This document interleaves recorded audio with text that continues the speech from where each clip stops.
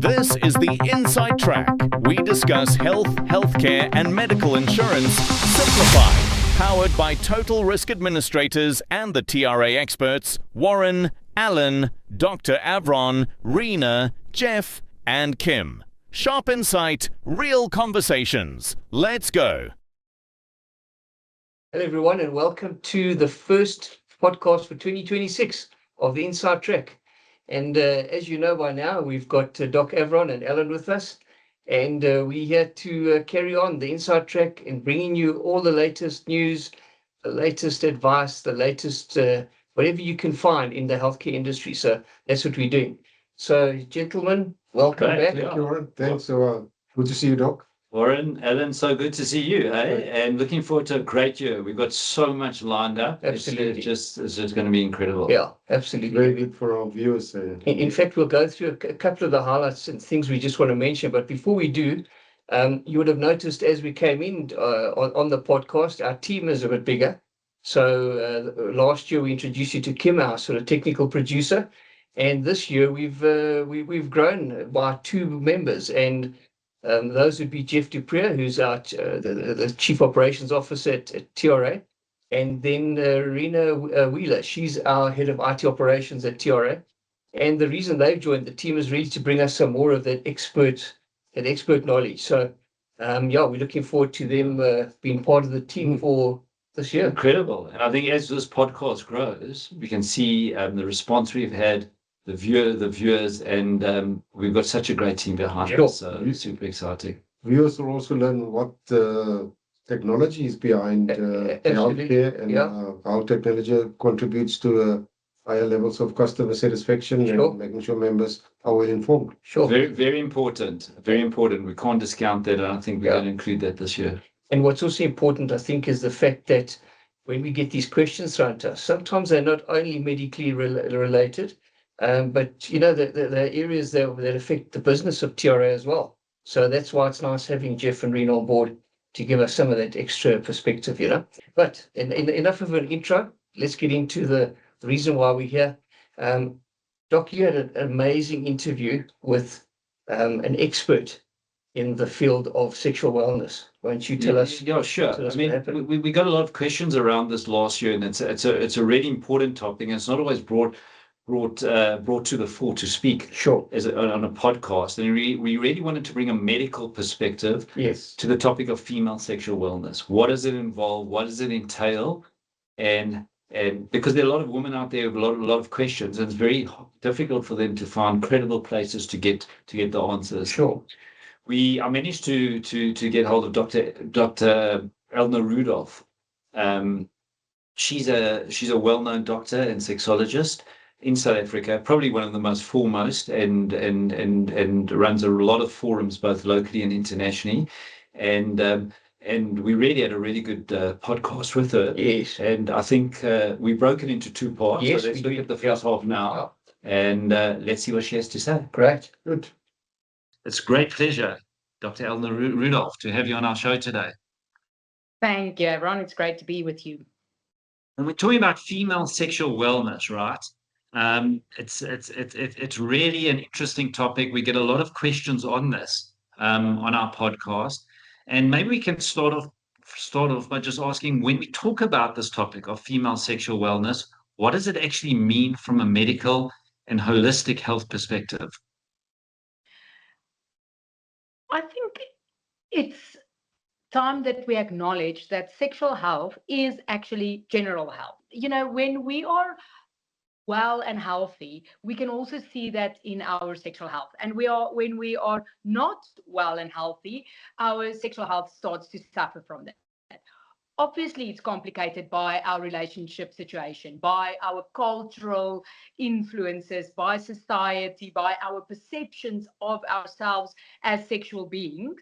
All of those things play a role in our sexual wellness, but it is very, very much related to our general health as well.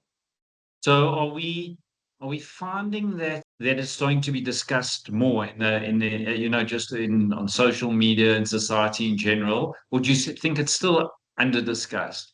And adding on to that, why is it important that we start talking about it more openly? wellness is actually almost over discussed these days. It's a multi-billion-dollar industry, the industry of wellness. So there are so many fads that are sold as like menopause wellness or libido enhancers or things like that. And so on the one hand, I feel like it is oversimplified and over discussed, and on the other hand, the real issues is not really fully on the table yet, because sexual health entails everything from gender-based violence, for instance, genital mutilation, childhood sexual abuse, really serious stuff like that, to, oh, can you have an orgasm? So there's a very wide variety of things to be discussed. In popular media, they are discussing things like orgasms and libido, and that actually quite a lot these days, I think much more than it was in the past. And you do see, like, even within the WHO, within the UN agencies, even here and there within our own journals and curricula, these kind of things are starting to surface. So it is becoming more and more prominent. A part of it is because women are standing up for their sexual rights as well as all of their other rights, including their right to health. But there's still a long way to go. Okay, so we are seeing it sort of being discussed more. I think medical credibility around that is important, that people are getting information from correct sources, hence this type of podcast that we're doing now. I suppose what a lot of people ask us in our podcast and what we come across is what is normal and what isn't, right? Sort of in the terms of female sexual health. I'm sure you get asked that a lot. How do you answer that? Yeah, it is. It depends on who you ask. It depends on why you ask. It depends on what you ask. So, what is normal is also not, does it mean what is average or what is expected? Or you're talking about frequency of sex? Because frequency of sexual encounters, I can tell you what the research tells us is between 3 and 5 sexual encounters in a month is normal for people in long-term committed relationships. But, those could be extremely painful encounters. Those could be multiple orgasmic encounters. Those could be coerced encounters. So there can be so many abnormal, unnatural, really worrying components to that sex that happens 3 to 5 times a week or a month. And you get people who have sex 3 to 5 times a week and really don't like each other. They are married, but they hate each other.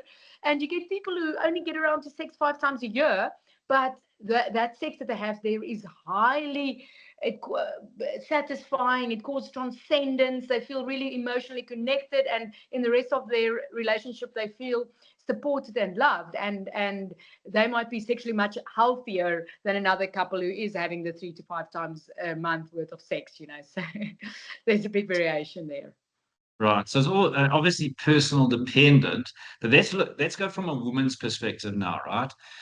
What are some of the common sexual health concerns that you see women coming to you with? I'm sure from consulting you about, or complaints that they experience that often think are just normal and don't seek help for. Because I suppose that's the important point. Where is it an issue, and when should women start seeking help? Yes, so distress, like in many other medical conditions, we use distress as an indicator of whether it should be addressed or not. So the relationship that has sex only 5 times a year, but there's no distress, doesn't need any correcting. But women see me because of a low libido very often. That is very common. And these days, we like to refer to it as a desire discrepancy, actually. So we don't pathologize the low libido partner. We acknowledge that there's distress in the relationship because of the desire discrepancy. And then we try and see if we can identify the brakes and the accelerators on both sides to get to a place where there is less distress. But I also see a lot of just normal menopausal kind of symptoms. I see a lot of infections, sexually transmitted infections, as well as recurrent vaginal and bladder infections. I see a lot of sexual pain. That is, 1 in 5 women experience sexual pain, and it does cause distress in most of them, and it can cause massive distress in the couple. It can also be a situation where the female partner is actually hiding it from their male partner, and that penetration can be extremely uncomfortable. So it's a highly treatable condition, but we didn't understand it very well until recently. So unfortunately, women are often sent home from their gynecology appointment with oh no, just relax more, have more wine, it's all in your head kind of an answer, which is no longer true. We can make very, very pertinent specific diagnosis about the cause of their sexual pain these days. So yeah, those are the most common things that I see in my practice. Right. Do you find gynecologists are well educated on this topic? In other words, is the gynecologist the right person to go speak to about the issues? And for example, that 1 in 5 that we said 1 in 5 women experience pain on having sexual intercourse. If they do, what percentage of those actually go to their gynae, and do they get adequate answers? How to treat Luckily, it? there's research on this, so you don't have to take my opinion. The reality is that we do not have adequate training on the continent in sexual health. 20 years ago, I did a master's degree in sexual health at the University of Sydney in Australia because it was the only place that you could do it. And now, 2 decades later, on the continent, there's still not a single sexual health department at a university in African university. Nothing, zero. So there are no professors at universities that can teach sexual health within the gynecology departments. All sexual health training is done by gynecologists who also themselves didn't have sexual health training. Now, here and there, a few other people have been able to go overseas. Some did a fellowship here and there, and there's a bit more training happening. But all of those people are actually in private care in South Africa. So again, they're not academics, and that's a massive passion of mine. Through the University of Stellenbosch, we are now trying to address that. But so no, they don't have the training. And for all of us as doctors who are passionate about our jobs, who really want to render the best services we can, we often don't know what our blind spots are. They don't know that they don't know. They think they know, so they very honestly try and do a proper clinical examination. They try and give the best advice that they can, but they honestly don't know that they're missing the diagnosis of secondary provoked vestibulodynia. They've never even heard of neuroproliferative vestibulodynia, for instance, so how can they make that diagnosis? And it's not like they are not trying. At the national conferences, that is not being discussed. So unless you're attending international sexual health conferences, that information has probably just not filtered down to you, like the latest information on diabetes or hypertension hasn't filtered down to me as a sexual health provider. So I think for that reason, in South Africa, all women think that gynecologists are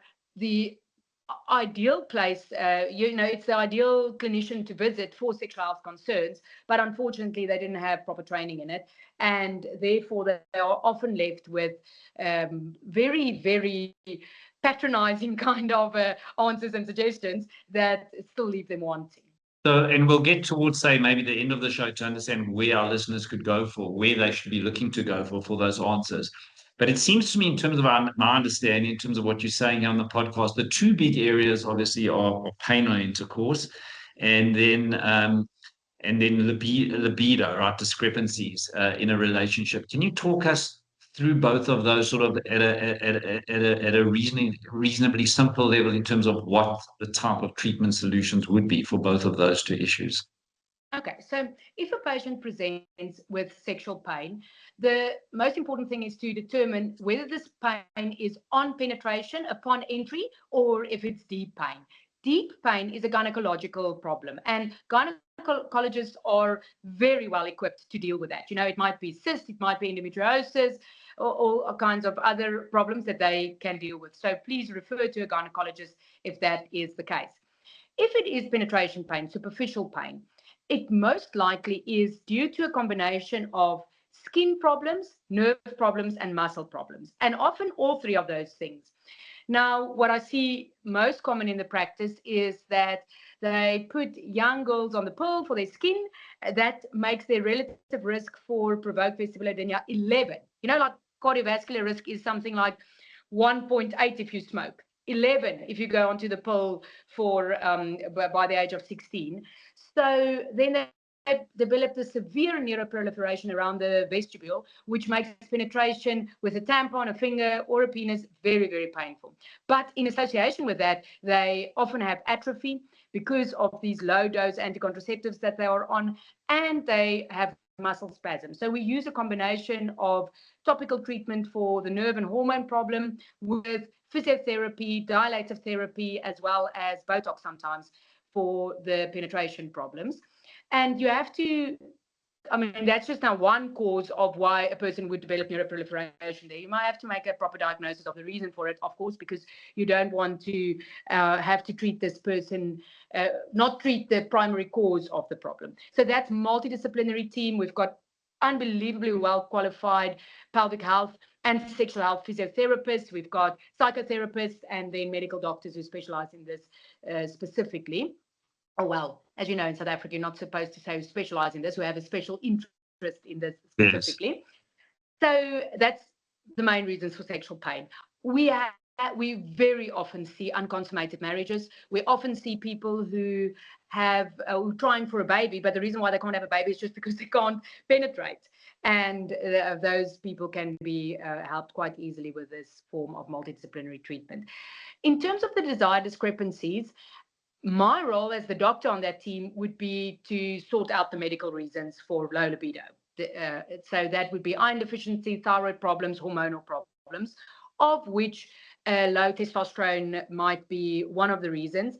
In postmenopausal women, the treatment of low testosterone and low libido combined, which is called hyperactive sexual desire disorder these days, with testosterone, with transdermal testosterone, is absolutely mainstream. So it's within the guidelines internationally. So I use that very often. And then we use a lot of sex education and psychosexual therapy to also help people figure out where their brakes and accelerators come from. And so just to understand the prevalence of this, if we can go through it, as you were saying earlier in the podcast, or you're saying 1 in 5, it's around 20% of women would experience this pain on intercourse. Yeah. And I mean, that's quite significant in the general population, right? Yes, absolutely. In terms of prevalence. And in terms of mismatched sexual desire, what would be sort of the prevalence of that in the general population? Look, it's almost 100%. It's very rare that you find a partner that has exactly the same level of desire. And even if your desire was on par, there would still be discrepancies in terms of being a morning person or an evening person, how you respond to stress. Some people want more sex when they're stressed. Most people want less sex when they're stressed. It varies greatly through the lifespan, with peaks in sexual interest as teenagers and adolescents. Now we see with the woke culture, actually, the people in their 20s are having less sex. They're not drinking, they're not eating meat. And, there's kind of concerns about the natural development around their sexuality because of these inhibition culture that they form part of. Then we see as people go into the reproductive years, that has a massive impact on how they function sexually. The menopause has an impact. So through every stage in people's lives, there will be different reasons for desire discrepancies. But yeah, it's pretty common. If you look at point incidence, that depends on where the research is done and how the questions are asked, but it varies anything from 18 to 80%. And what percentage of those would seek help from professionals? In other words, are you finding that way too few people or couples are seeking help on these issues? Look, it is very much like a Maslow's kind of principle. On the one end, if people are hungry and seriously worried about physical safety, they're not going to a government clinic and complaining about a low libido. Sure. The kind of people that I see, I did run a sexual health clinic within the Obs and Gynae department at the University of Pretoria at some point. And even there, I never saw low libido. It was never the complaint. It was much more serious things like lichen sclerosis and other causes for painful sex. So, but it doesn't mean that people with poor socioeconomic circumstances don't also have desire discrepancies. It's extremely prevalent there, but it is very much a political human rights kind of thing about whether I am allowed to complain about something so seemingly frivolous. But in private practice, yeah, I mean, that's all that I do every day. Sure.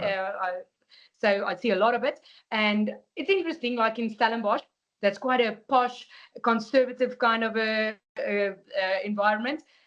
Very few people come in here complaining primarily about their low libido. They come under, they are here for me to sort out their hormones. They want to improve their health, and then low libido might just be thrown in there. They don't come out. When my practice was in Bryanston, in Joburg, it was very much more open sexually. I want to be multiple orgasmic. I want to be easier orgasmic, and things like that. So it depends a lot about in the environment that you also work. But I can tell our listeners here, if you are a GP in general practice, if you're a general gynecologist, urologist, or it doesn't actually matter what your specialization is, we believe firmly that all healthcare providers are sexual health providers.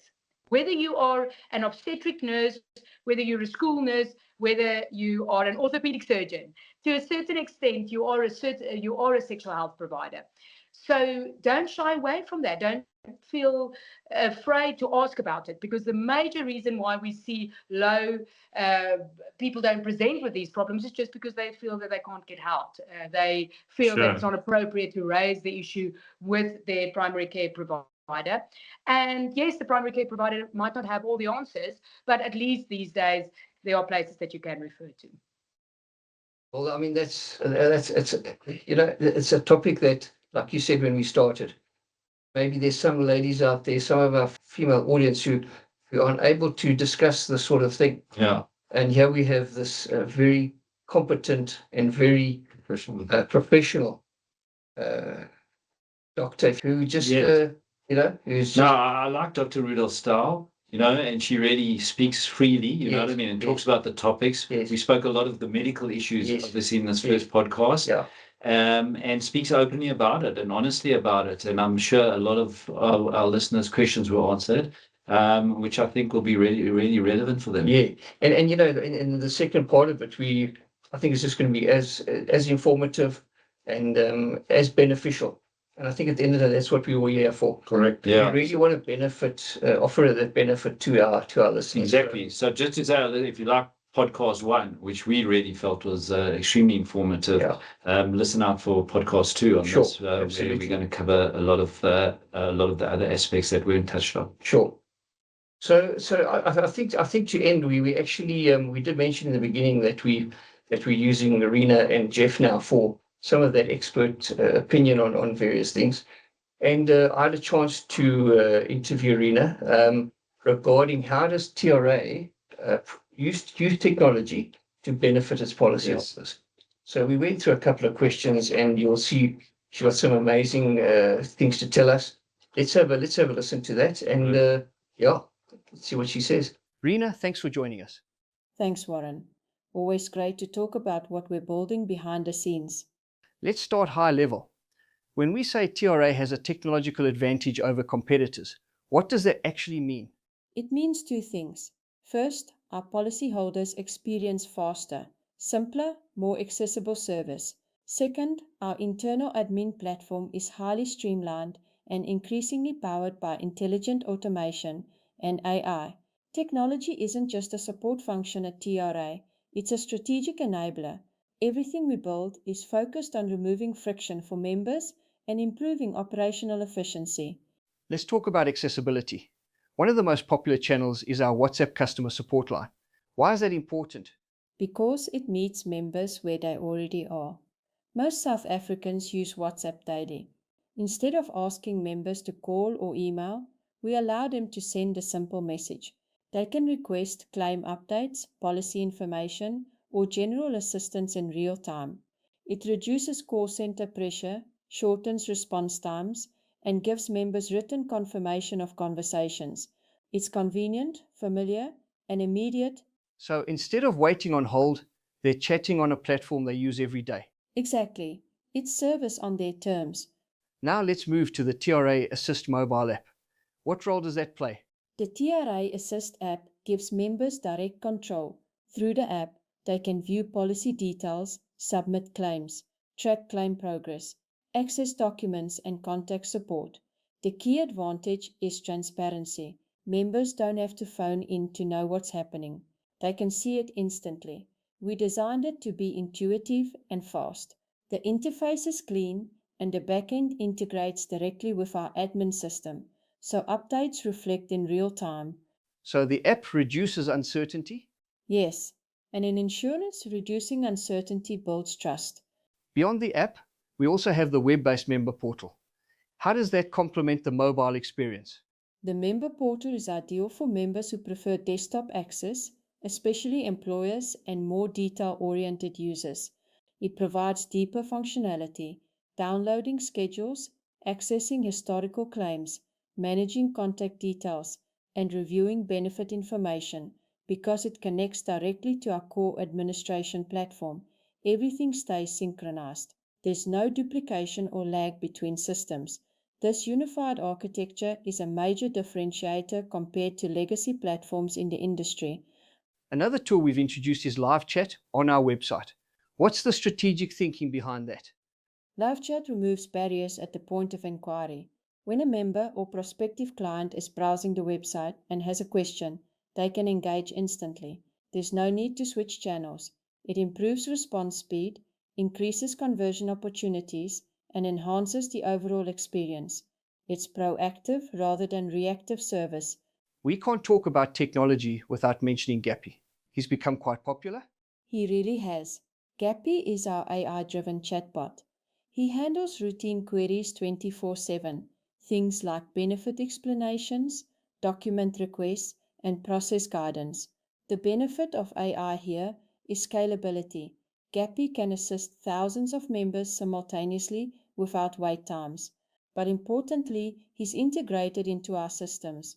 If a query requires human intervention, it escalates smoothly to a consultant with context already captured. So AI enhances service without replacing the human touch. Exactly. It augments our team. It doesn't replace them. Let's talk about what happens behind the curtain. How does our admin platform give us a competitive edge? Our admin system is designed for automation and intelligence. We use AI and smart workflows to flag anomalies, accelerate claims validation, reduce manual data entry, and improve turnaround times. The more structured and clean our data becomes, the smarter the system gets. This reduces operational cost, improves accuracy, and shortens processing times. That translates directly into a better member experience. So if you had to summarize in one sentence, what makes TRA technologically different? We've built an integrated digital ecosystem rather than isolated tools. Every channel, WhatsApp, app, portal, live chat, and Gappy connects to a central intelligence platform. That integration is what gives us speed, accuracy, and scalability. Thanks, Rina. Technology isn't just about innovation for its own sake. At TRA, it's about delivering clarity, speed, and confidence to our members and brokers. If you'd like to learn more about how TRA's technology supports your clients, connect with our team. Thanks for watching Inside TRAQ. Well, as you can see, that was very, very informative. And it's good to see that TRA is leading the way with that technology. Absolutely incredible to see all the different aspects that one can use technology, and one can obviously apply your mind to this. I mean, obviously we're using it in TRA, but you can imagine all healthcare businesses throughout South Africa. Sure. Yeah. And what we'll do in our next interviews, we'll get hold of Jeff, because while we've spoken about how technology helps our policyholders as a business, TRA adopts, technology and AI particularly in such a beneficial way. So we'll look at that next week. Yeah, it's important maybe to say, Warren, it's not just for the sake of technology, but it's to enhance the member experience. Absolutely. Yeah, and because we could sit around and play with technology forever and a day. Exactly. like toys. Yes. And we'd have a lovely time doing it, but that's not what it's about. It's about enhancing enhancing the customer experience and our efficiencies. Yeah. So I think a great first episode for 2026. We know we want to raise the bar. And again, we're asking you if you've got questions for Doc Avron. As you know, the address is on the screen. Please send them through. Any questions, comments, or other shows or topics, medical topics. Sure. I certainly can try and get access to any professionals that our listeners would like to hear. Excellent. Thanks, everyone. Thank you. Great. Thanks, everyone. Cheers. Don't stress, the gap is covered.